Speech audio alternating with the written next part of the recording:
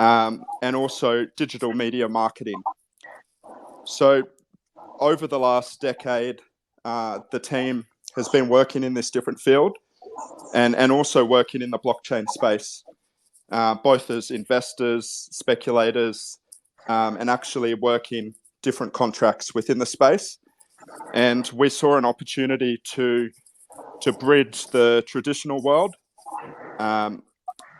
in the way of marketing activations and allowing brands to come in and explore the blockchain space. So that's kind of the simplest way to put it, but we've been working closely with RedFOX Labs over, I'd say, probably the last 8 months. Would you say, Ben? Yeah, I'd say it's about that long. Okay, so that's a good little intro. What would you say, being on the outside prior, so you've known about RedFOX a little bit longer, you've been on the outside before you came on the inside and had a proper look under the hood, and you've been doing some amazing stuff with us, which we're very thankful for. What would you say the biggest difference between the outside and the inside is, as far as you can see?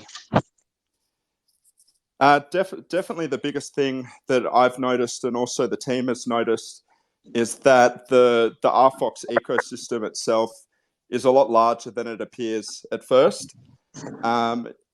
There's so many different products that are being built within this ecosystem, and I think when a new user or a new speculator or investor comes in, even a brand, when they're currently looking at RedFOX Labs, it's easy for them to miss the bigger picture and how all of these different products and services connect together. And it's also, to be completely honest with you, a lot of the different brands and people we're working with in the space, they're still coming to grips with the idea of a immersive metaverse that can be interactive and connect people. So that's probably the biggest thing that I've noticed, is that the team is a lot bigger than people understand.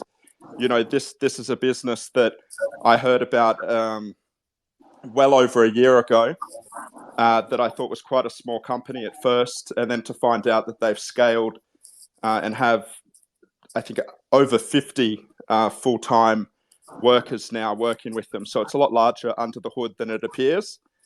And I think that's one of the things that's very excited about what you guys are building in the space. Yeah, thank you. And what do you think the biggest appeal, because you deal with a lot of brands, maybe you can talk about your experience with brands, not necessarily the brands, but experience with brands, and how do you feel as though brands actually interact with, and what opportunities do they see with blockchain and the way it's headed? Yeah, good question. So to be completely honest, there's a couple of different opportunities at the moment that make this space attractive to brands, not only in the NFT space, but also in the blockchain space. The first thing is definitely that there is a new form of revenue that can be generated for these brands. They can be producing digital assets, and they can scale that to be an add-on to their actual physical, tangible products or services. So that's the first thing that stands out to them, is the fact that this market has grown very fast, and it allows for a new revenue stream for their business. The second thing, obviously, is there's a lot of hype and growth within this area. So brands are looking at a way that they can raise awareness, they can create positive news events, and they can build customer loyalty. And then I would say the third biggest thing with a lot of these brands is just innovation and scalability. Some of these brands, for example, working within the music industry, or maybe they're working within publishing and licensing, they're exploring this space and different products because they want to find a way that they can scale their products, that they can get a tighter grip of aftermarket royalties, and they can get more control of their products while getting exposure to a global marketplace that's extremely liquid. So they're definitely the first three things that are standing out to the brands that we're talking to. Yeah, that's I think that's something that we notice on a daily basis, and I think a lot of the brands, people assume that that a lot of the brands are much more knowledgeable than they actually are in the space, and it's I think when you start talking to people from the other side of the fence, you realise that there's still a lot of hand holding, and that the adoption path is not clear, because obviously brands want their brands dealt with very delicately, and they need a lot of hand holding, and with the technical integration that's required and the type of technology that you're dealing with, I think a lot of them, as you probably touched on before, is a lot of them are probably still a little bit apprehensive, still a little bit unsure as to how it all works, and I think they have a very different perception from what they might read in articles or see from publications to actually getting down and trying to actually implement or integrate. They realise that it's a very different situation than what they might have first thought on surface level. Yeah, completely. And there's a lot of bottlenecks and challenges within these actual companies. I think a lot of people assume that a large business structure would be able to make moves as fast as some of these blockchain companies in the space or some of these NFT projects. But the truth is, there's many different layers to the decision-making cycle. There's challenges when it comes to legal. There's challenges when it comes to legislation or regulations. There's challenges when it comes to IP and licensing. So, the biggest pain point that we look to take care of, and that we've been working with yourself and your team with, is to make the solution, to make all of these challenges seamless and try to remove these issues. And with that, a lot of energy has to go into education. A lot of energy has to go into doing workshops, talking to them, explaining the different steps, and also creating case studies so they can look at another brand's activation. They can start to imagine how this could look for their brand, how they could connect with their audiences. And then there's also just the challenge as well with the fact that this landscape and people that are invested within the blockchain, different blockchain ecosystems or within NFTs, they're very passionate about what's going on. I'm speaking as one of those investors as well. And there's definitely like a level of culture that's been built here. And a lot of brands need to understand that when they come into this market, they need to have a respect and an understanding for that culture, so they don't appear to just be entering the space for a cash grab. And I think the NFT market in general is smart enough to be able to understand when that's happening. Yeah, absolutely. I think you touched on an interesting point there with the legal IP and all of that type of the hurdles. I think that's one of the things that we hand on heart have struggled with, is the ability to get the messaging across clearly, and knowing that we internally see a pipeline that doesn't necessarily transpire straight away. So, for example, the people assume that bringing on a big brand would be something that you could do in 2 weeks or 3 weeks or something, and they don't understand that it's probably a 6 or 7 month process. So what we actually do is we have a very different view of the world from the other side. So I think one of the balancing acts for us has been how you make sure that your messaging is clear and that you're actually communicating the fact that, like you say, it's unpredictable. There's lots of deals and regulations and things that go on behind the scene. And then I've seen a lot of the companies in the space announce 2 or 3 big sort of deals or partnerships, and you think to yourself, people say, wow, look at that. But I don't think a lot of people realise that those 2 or 3 things they've been working on for some 6 or 7 months, and it's not an overnight success, it's a culmination. So that's why I think there's an advantage to working with a lot of these blockchain companies, because blockchain companies, as you say, understand the culture, understand what it is that each other's trying to do, and they traditionally they move much faster. Yeah, definitely, and we're seeing this already with the growth of different NFT projects and their fan bases. in comparison to brands entering the space. But with that said, we've been speaking to many different companies. Some of them are starting to create internal departments just to cover blockchain, and they are exploring these different opportunities. It's just a lot of red tape that they have to move through to get into this space. And once money gets involved, it does complicate things. So a lot of brands as well are looking at this as a period where they get to test different products. They get to see how their consumers react. And they're at the certain stage where they're using these activations as a case study to try to understand how they fund their operations, and if they do set up internal teams to move into this space. So we're at the point where I would say, during 2017, we saw a huge rise in cryptocurrency, and during the bear market, we saw this amazing period that hurt for investors, but at the same time, there were companies that were building the infrastructure and the DeFi protocols that we're using today. And we're currently seeing this in the NFT space, where we have many brands in the background that are entering, they're talking, they're engaging, and they're building the structure so they can onboard their customer bases and their community.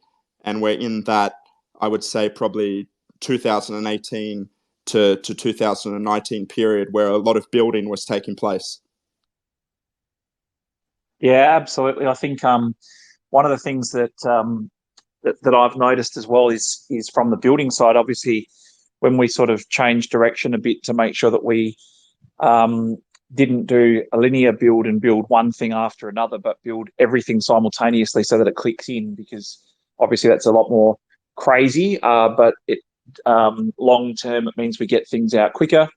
As far as the whole picture is concerned, I've noticed that a lot of the brands that we talk to, or the companies that we talk to, are very much still sort of also throwing ideas at you, or suggestions or requests at you that indicate some of the disdain or some of the issues that they have with legacy industry businesses. And they look to blockchain, as you say, as a test case, but also as a solution to potentially escaping some of those legacy problems and issues. And I think that with the model that we're building and clicking it together and making sure that it all fits and those pieces fit, we understand what's at stake and how big this play is for some of these companies that come in. Because once they do get in, if you've made it relatively simple for them to get in and they see the benefit of it, it doesn't take long for new people to sort of say, what's next? What else can I do? How far can this thing go? So one-dimensional offers have to be bloody good. You need to offer a lot of different things to these people coming in, which is extremely important. Yeah, completely. And we're still at a point where most companies are believing that the NFT space is, artwork, non-fungible collectibles, and they're not fully grasping the different utility that can take place. They're now learning, from these discussions that an NFT can become a membership for their community, that it could have the utility that allows someone to get access to gated content.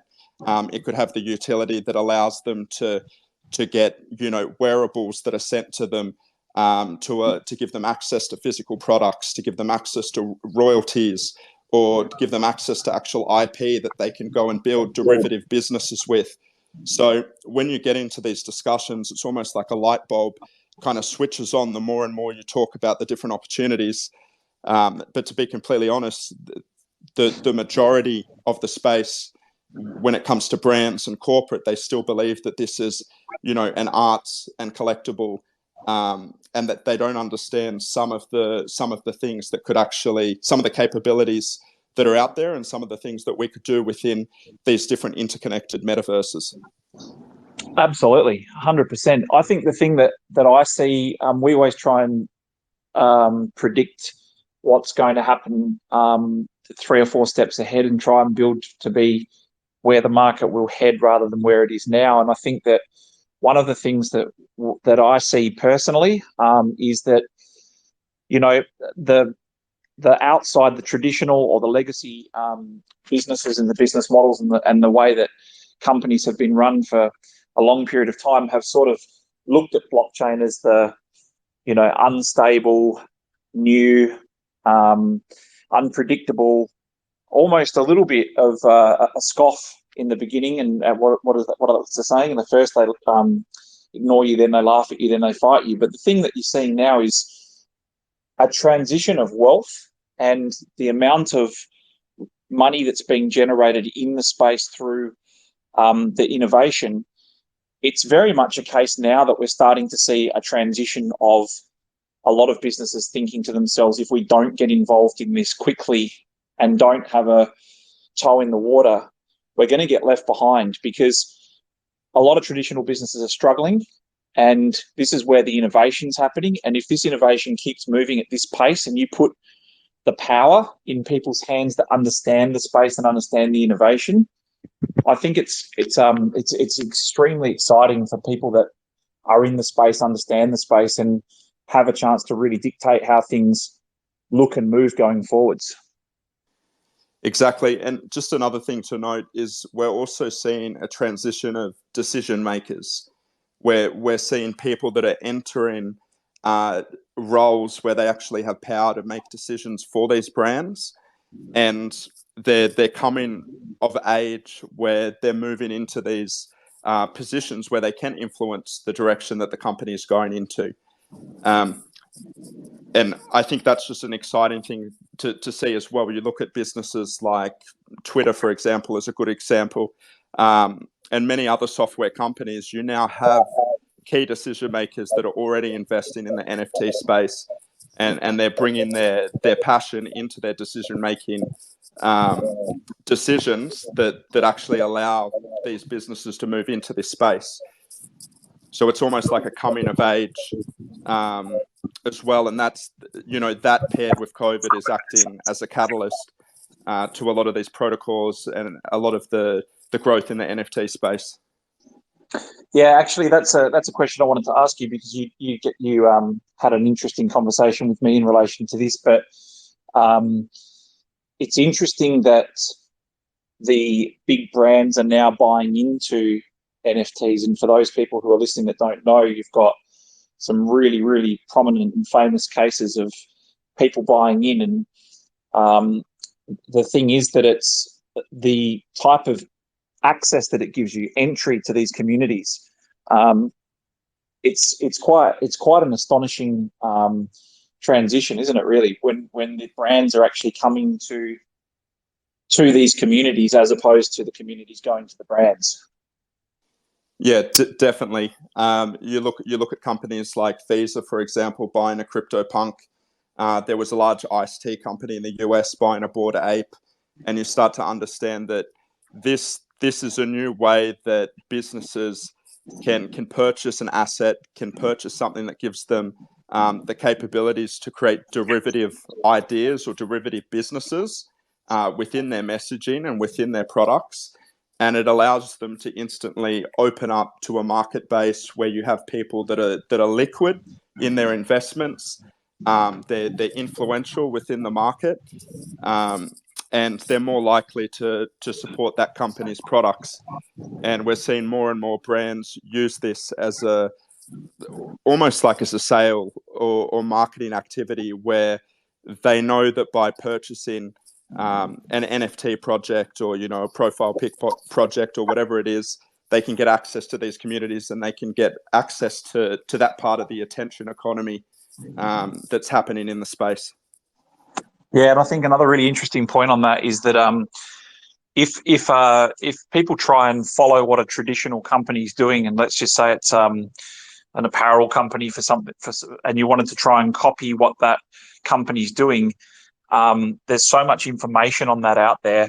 You know that you've got to work extremely hard. You know that you've got to, the old adage is you've got to spend twice as much to be half as successful as the leading brands when you get kicking and get going. But the interesting part about it is when the big traditional brands look at this space, they don't know what to do. They don't know how to enter properly, they're a fish out of water. They need that guidance. They need that understanding. It's not, I think that all of the people that have spent time understanding the space, the culture, how it works, there's a huge advantage over that. And the market is coming across here. There's no if, buts or maybes. And, we used to say that 2 or 3 years ago, and people in your family would give you the stink eye and sort of say, you're crazy. But I think it's beyond contention now. It's not an issue for debate anymore. It's a matter of when and how fast. Yeah, definitely. There's a theory in business. There's actually a good book about it. It's called the Blue Ocean Theory that I kind of bring up a bit to explain the NFT space. But the general theory is that when you've got a blue ocean, imagine like the ocean and the sea, and there's not a lot of activity that's taking place that's competitive. Where a red ocean would signify blood in the water and sharks and fish, fighting for area and fighting for food. And the NFT space, and especially the metaverse space, is really a blue ocean that I believe is also paired with a black swan event with what's happening with blockchain in general. So a lot of these brands, a lot of businesses are just going to find it easier to come here and build because they're leaving competitive marketplaces where they're struggling to find a place. So even for an example, like my history was in digital media marketing originally. And anyone who's been in the digital media marketing space knows that, offering products like SEO, offering products like social media marketing or graphic design is extremely competitive at the moment. And, everyone on this chat, anyone that's dabbling in this space has an opportunity now to build, to cultivate, to invest in something that hasn't reached its peak as a competitive landscape yet. And I think brands are understanding that, innovators are understanding that, speculators are understanding that. Obviously, there's a lot of volatility and risk as well, but there's also a lot of reward to be had here. That's definitely one of the things that attracted me to the space, is the fact that, if I did work in this space with the team that I work with, I've got the opportunity to do things that have never been done before. The project with Scott Bolton that we're working with RedFOX Labs with, and we've helped deliver, as far as I know, putting metadata from space into the form of NFTs that have real utilities with possibly an educational aspect has never been done before. So one of the biggest attractive things for innovators is the fact that this is a space where you can have one-offs. This is a space where you can be a first mover. This is a space where you can do things that haven't been done before. And I think brands, investors are finding that as one of the most attractive reasons to push into this space. Yeah, and I think that's obviously we've got when you just talked about the partnership with Scott Bolton and metadata, I think it's a lot of people, we're yet to really reveal a lot of information on what's going on behind the scenes. But the thing is that those types of deals are also very, not only innovative, but it's the same that we see not only in a deal like that, but what we're building continually. We're faced with dealing with traditional development agencies or third-party contractors. Like you said, we've got over 50 people core now, but we've also got 90 plus contractors that do work for us. And the thing is that I think there's not a day that goes by, and this doesn't happen in the traditional world, is that where you ask a question to something or somebody asks you a question that's building and says, how do you want to do this? And you sort of, by force and by nature and by habit, you feel like going to Google and sort of saying, hang on, how does everybody else do that? And then you realize that there's so many instances still, which shows you how early we are, where there is no answer. No one's tried to do that particular thing before, or there isn't an instance of it being recorded, and you're thinking to yourself, well, we've got to feel our way. And I think that's just so exciting when you think that those companies, brands, people are paying attention to the space now, but yet we're still in a situation where you can't go a day without doing something that there's no reference materials for. Definitely. And, honestly, we're so early. I heard someone, and I saw a comment from someone within the community, I think it was today, saying, are you worried that the landscape is too competitive? Are you worried that Sandbox or Decentraland or one of these companies are, approaching, are coming to market faster than than a lot of these other companies are? But the true fact is we're extremely early. We're at the point where we're not even at the point where we had Nokias and Blackberries and we thought that they were competitive with each other. I believe that this is going to be something that is a multi-decade implementation of this technology that will allow people to interact in a totally different way that's never been done before. Just like people thought that the thought of social media was, crazy in the 90s.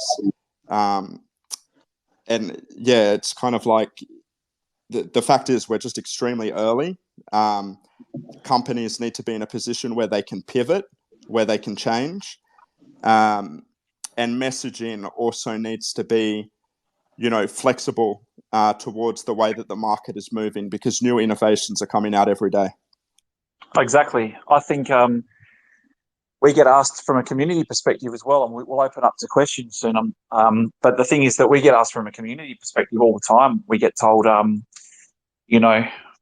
what is it you're trying to do there, or what are you doing there? And the simple answer would be things that we would never normally be able to do, or things that we would not, when we talk to potential investors or partners, getting to the point that we're at, as far as being able to build in multiple products and services and building ventures that are all going to click together. In the traditional space, there's no way you'd be able to do that. They'd say, choose one thing, focus on it, be good at it, and then sort of that'll be it. You're ring fenced. So the opportunity, it just goes to show you that the opportunity to build out platforms and ecosystems and stuff is something that shows you how early you are from a technology perspective, and shows you that you still can take some risk, and you still can really not be afraid to be adventurous and to try and make sure that you do redesign things, you do tackle things head on, you do try and solve legacy and traditional problems, and you do try and dare to be a little bit different and disrupt the system. And I think that's the most empowering thing about the whole movement. Definitely agree with you on that. Did you want to move into some questions just as we enter the second half of the AMA? Sure. So who does anyone want to ask any questions or join the dialogue? Hey Benny, hey Dave, how you going? Hey mate. Awesome. I've got some questions that we put together from the community earlier today, so I'm just gonna read a couple of those, and hopefully you can pop some answers in for those. So the first one's from Gregor, for both of you, well known in the community. He says, hello and thank you both for your time. We are approximately a month away from the Vault's second land sale. First one raised 30 million RFOX with some shops bought by RFOX community members. Can you share if there will be any changes in marketing strategy compared to first sale in purpose to attract new companies, retailers, etc.? Thank you for your answer. Okay, so I'll let Dave answer as well, but I'll tackle the first part. So we have said that that's been the one thing that we need to put a lot of focus, attention and time into, and that's something that Dave will be able to talk more about as well, but we have put a lot of time, attention and emphasis on that. I think just going back to Dave's earlier point, yes, a big change in the marketing strategy, because the people that are going to be able to move fast, develop quickly, run, and who are going to bring in the audience and eventually more of those brands are going to be different. They're going to be more the builders, the innovators. The legacy brands move very, very slowly. And as Dave was saying before, Visa buying a CryptoPunk and iced tea companies buying Bored Apes. The brands come to the hype, not the other way around. And we've had to completely sort of look at how this would all tie together. And the legacy brands that the brands that we've got from the legacy world take forever to move, and that's fine. It's just we move at a very, very fast pace, and we're trying to move at a fast pace. So we have to adjust the way we're marketing and the way we're messaging. So one of the things we're working on internally now is a complete rebrand from the perspective of how we message, how we market, how we bring people on board. And that's probably going to be the fundamental difference. And it will coincide because we already have pen to paper, and we already have things that will happen prior to the second land sale that will bring that momentum in a big way. But those pieces were slow to move, cumbersome, hard to put together, and now we're moving in a direction that will allow us to be more fluid, liquid, and work with companies who can move much faster. Yep, definitely. I can expand on that as well. For any user or new speculator looking in at RedFOX Labs, at first, I'll be the first to admit it can be a bit confusing. That's for a few reasons. The first reason is there is a lot of noise that's currently taking place. There's a lot of different products, and at first glance, sometimes it's hard to understand how all of these different products and ventures actually work together. So one of the biggest things that I know the team has been working on is revisiting the message, making sure that it's clear and it's digestible, whether you're a current DeFi user or an investor that's been within the space for many years, or whether you're an end user that's looking to gain access to one of these play to earn games or products or use the vault. So the messaging needs to be very clear, and from that we've been going through the process where we've been looking at different companies that have scaled themselves to be extremely successful, not in the blockchain space, but also just in the traditional space, to make sure that the vision's very clear, so that the marketing and the direction going forward, everyone within the community can be on board with the direction that we're moving in. And one of the ways that you can explain it is, imagine you're kind of like, you're in the ocean and you're in a canoe. And when you're a very small venture, you can make turns in the canoe quite easy. You paddle a bit to the left, you paddle a bit to the right. But when you're a cruise liner and, you've got 1,000 people on board and you want to make a turn in direction, it takes a lot of energy and it takes a lot of collaboration and a lot of movement to actually make that change. And it's the same way with messaging. When you're a small business or a small company, it's quite easy to pivot.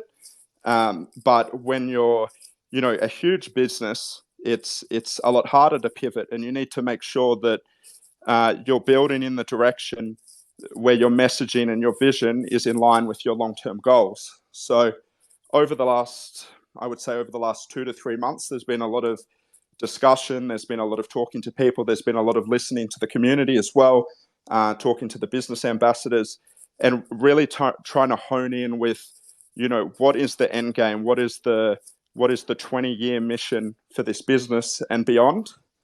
And I can say that the work that's taking place is making sure that the messaging is in line with that the messaging and the vision is something that the business can grow into, and also that the user journey is very clear. So when a user comes to the website, it's digestible.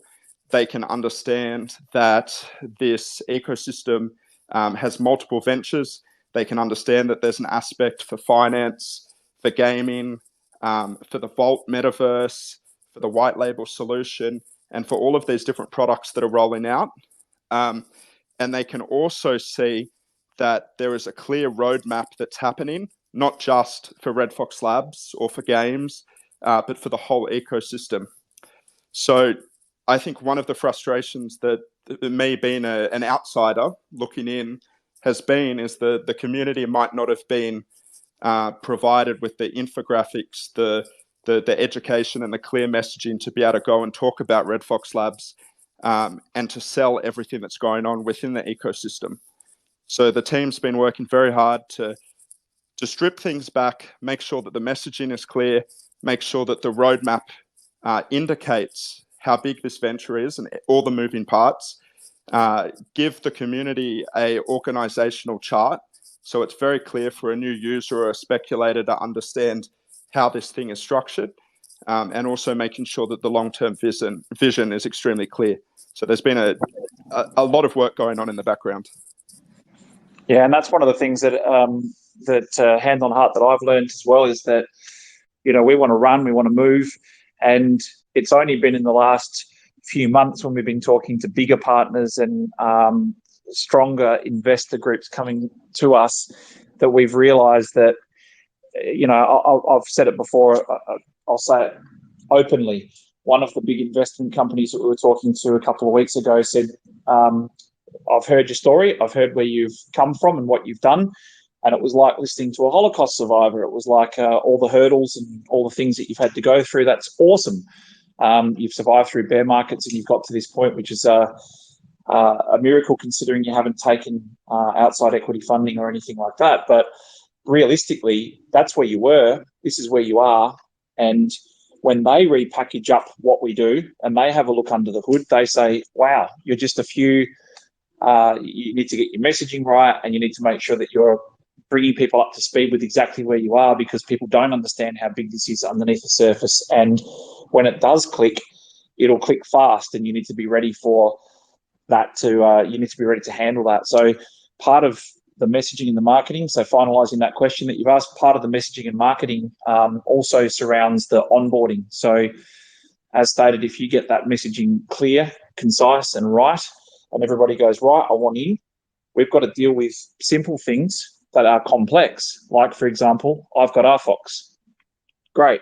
I want to participate in this. Which RFOX have you got?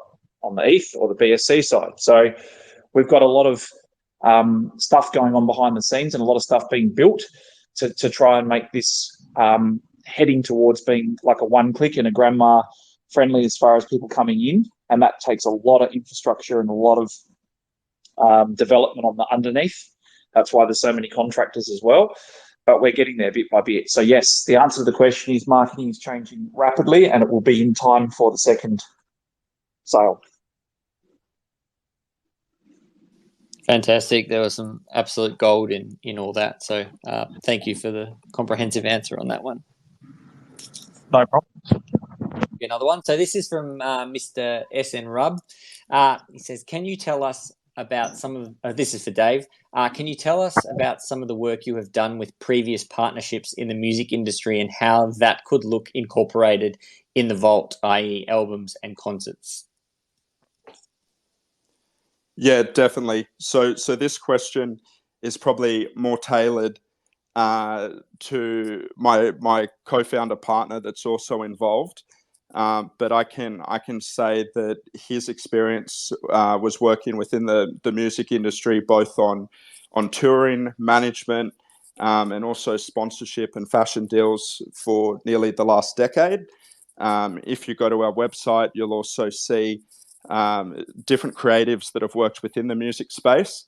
So a lot of those opportunities came through traditional legacy deals, where musicians that are under different management have worked directly with those brands for marketing activations or new products.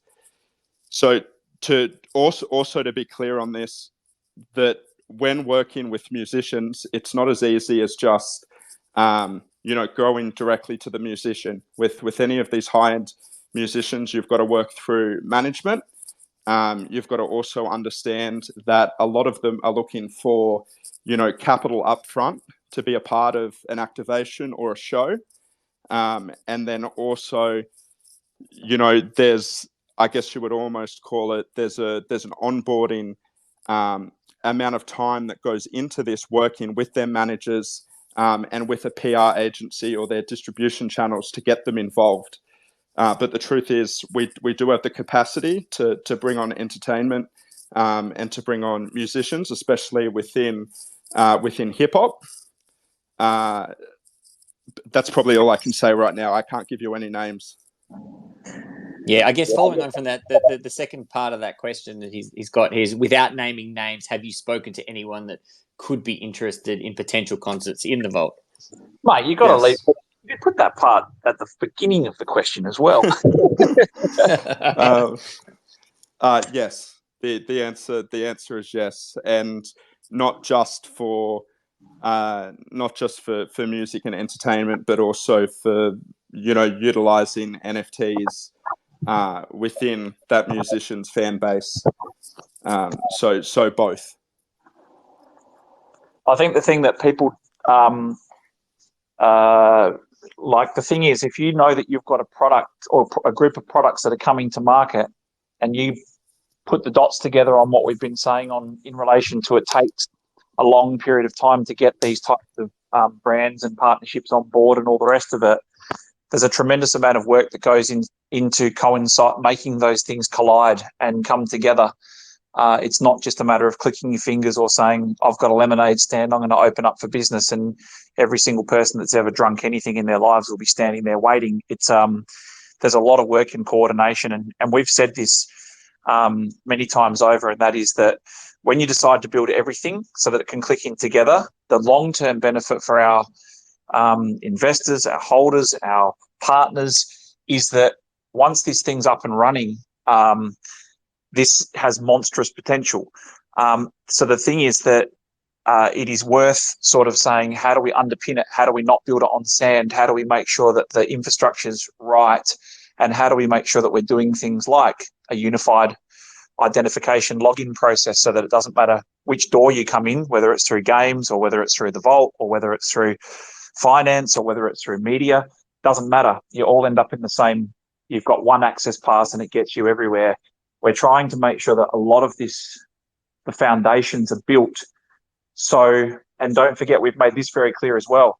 We want it to be that we get to a point very quickly so that if musicians, artists, performers, brands come to us and say, we want to work with you guys, we can basically point to or give them something that allows them to be able to do that themselves.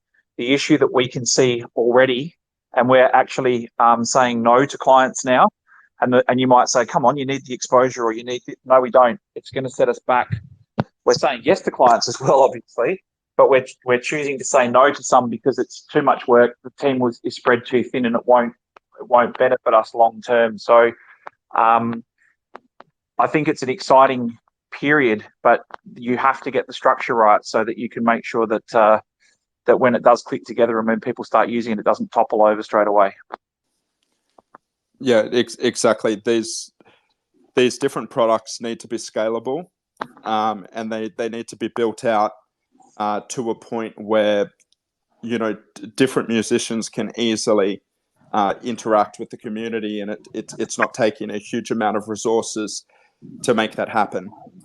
So there's a lot of building that needs to take place. So this is something that can be streamlined, and I'm sure people would love to kind of just rush and have music activations straight away. But as Ben said, it might actually push back development because you're not taking the time to really refine the processes. Yeah, we're better off to say we're open, we can cater for musicians and have a horde of musicians come and basically eventually get to a point where it's self-injected, but in the beginning, not much hand-holding required. So we noticed that with things like Top Shots and Dapper Labs and stuff. You've got a queue of big brands waiting to sort of one at a time being onboarded one at a time. And ultimately, there's also those mid-level brands and the smaller emerging brands that are stuck. They're out in the cold. They're in a big, long queue. So if you build a way that they can all get in much faster, quicker, and without much help, that's the holy grail. I'm just having a look at the moment for you. But here we go. Here we go. It's all coming from Telegram. So this is from JDR Crypto. Who is Dave's partner that he mentioned? So Dave, who's your partner? If you read the press release for the VOIDCYBER collaboration, you'll be able to see. Thank you. That's my answer. Yeah. Okay, I've let someone in. Was it Blockchain Mary? Oh, there you go. Yep, you're in now. Hey Ben, actually it's James, Mary's husband. I didn't realize. How you doing, mate? How you doing, mate? Good. How's everything going? Very well, thank you. Long time no This is speak. great Yeah, this is a great AMA. I happy to see all the success. I was just wondering, is it in the plans at some point for people just to be able to stake the RFOX token, or is it just going to be done through staking the tubes and NFTs that you're currently saw? No, RFOX staking of the RFOX token's already underway, mate. It's been going for since May, I think. We've actually got a farm, and you can actually stake the token, and you can be earning. That's been going since about 5 months now. So I will make sure. I'm behind the 8 ball. Then I was thinking, because I threw some things out on Twitter when I was trying to ask, because I saw this. It was saying stake tubes, and that you had to stake those to earn, and I didn't know if you could just actually take your token and stake it. You can. So what we did was we deployed a farm called RFOX Finance on BSC Smart Chain, so the Binance Smart Chain, and now we're just introducing the ETH side as well. So the team's done God's work in making sure that the new contracts that are being set up so it'll all be in one place, and you'll be able to choose which side you want to be on. But the way it's been built is to make it so that it's much easier to onboard and add pools and add partners and other tokens as well. So we traditionally set up in the beginning to just allow for the introduction of VFOX and the rewards-based token, and that's been going on for about 5 months. And so now we're at the point where the farm's been polished, worked on a lot, and now deploying on the ETH side as well. So now we'll start being able to add other tokens and pools. Okay, great. You know what? I do remember the BSC chain. I've just, for some reason, it's one I'd shied away from. Not for any other reason, just I hadn't used it, but I was familiar with the liquidity pools on ETH. So I had a comfort zone with those. So I think I do remember now, and that's why I think initially I didn't do it, because I just hadn't used the BSC. But so that's great to know then that will be available on the ETH liquidity pools here soon. Yes, great. very all right, great. Yep. Well, keep up the great work. Love the project, and you guys have just been rocking and rolling, and we're excited to keep following the success you guys are having. Thank you, mate. Really appreciate it. Have a good one. Thanks for letting me up. No problems. Owen's asked, just to clarify, that VOIDCYBER are acting almost essentially as a consultant. Is that correct for RFOX? I would probably say it's a little bit deeper than just a consultant. Think of it more as a working partnership to bring value to the RFOX ecosystem. But we're also working within the space we were given opportunities to work within the space with other NFT projects, marketplaces as well. So I just wanted to kind of be clear on that. But to be completely honest, the way that we connected with RedFOX Labs originally was we had an opportunity with one of our clients. We were talking to different marketplaces about doing a drop with this client that we were working with for an activation.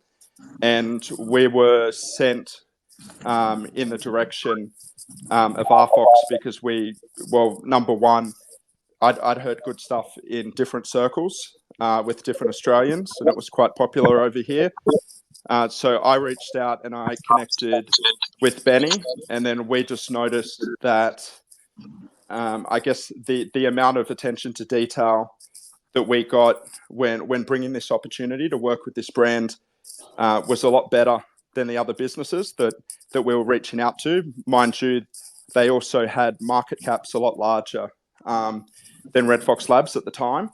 And another thing that we noticed was a lot of these other NFT projects were more so interested in a cash grab and doing one-off drops where they could produce new revenue. But the thing that was different with RedFOX Labs was the fact that they were looking to build long-term. And they were thinking, years in advance instead of just producing an NFT drop for a brand that would come and go. So kind of to go back to your question, it's more in depth than just consulting. I would think of it more as a working partnership. Our goals are in line. We're looking to, create value within this space. And a lot of the products and services that RedFOX is working with are in line and offer a way to offer that value for the different brands and clients that we're working with. So definitely more deep than just a consulting firm or just a third party. Awesome. He also asks, are you responsible for bringing in the new external marketing team, or has that been an appointment of the team? Sorry, you go, Ben. I was going to say no. So we are bringing in the team weekly, and we have we're building a structure. I think we've explained to some people. Some people may not have heard it. We're doing something very similar to a Red Bull Media House, and for those who don't know what that is, that was set up to basically control the brand guidelines, the tone of voice, and the messaging across the different sections. And because we're growing rapidly, one thing we noticed, and it's probably drives everybody in here mental, and that is that there's so many different channels and different places to get your dialogue, and therefore the more channels, the greater chance there is for miscommunication or for confusion. So the Red Bull Media House type of model requires us to work with people on structure, and then to build the team that will sit internally to manage the ventures, marketing and media going forward. So this is going to be something that takes a little while to sort of finish. It'll get going and running, but this will be something we work on for a long period of time, and then we'll do exactly what they did and flip that so that it's not just providing